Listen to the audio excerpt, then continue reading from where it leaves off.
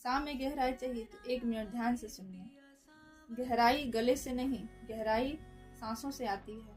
तो सांसों को सीधा रखने के लिए और सा को में गहराई लाने के लिए आप सीधा बैठेंगे और फिर उसके बाद आंखें बंद करके इमेजिन करिए कि फिर आप लंबी सांस लीजिए और फिर सा